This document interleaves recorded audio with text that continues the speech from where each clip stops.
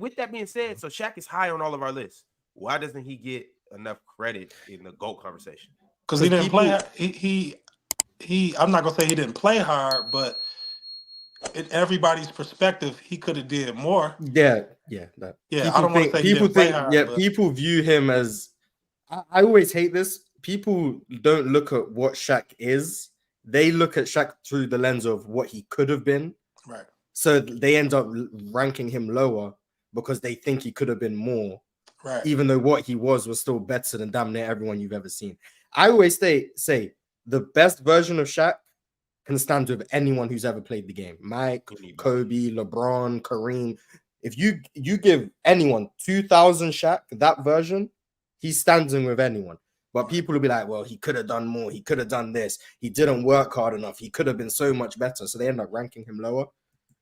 And I'm just viewing it like, stop looking at what he could have been and just look at what he did. And people underrate how long he was. He came in 92 and was great all the way until like 05, 06. That's like 13 years of being one of the 5 best players in the world. Not many people can do that. Like people be like, oh, Shaq's longevity was disappointing. Find them out. How many people can 14, you say for 13, 14 years were one of the 5 best players on the planet? Coming in from day 1 till year 13, he was top 5 in MVP. Like, not many people are doing that. So I think Shaq is underrated. Now, do I actually have him top 3? I don't know, because my list seems to be changing a lot.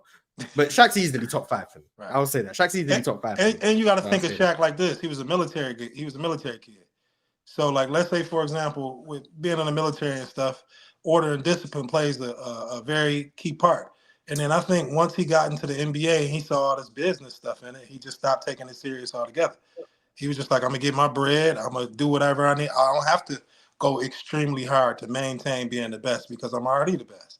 To give you an idea, Mars and Big Ox, because you guys know where I'm at, but this time of year, like, things weren't as funny as they used to be. He didn't joke as much. He was on edge a little bit more. Like once he started getting towards the playoffs, yeah. Like his fuse got shorter.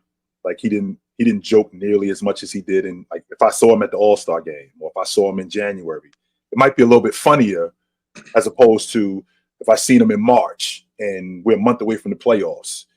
He didn't smile as much.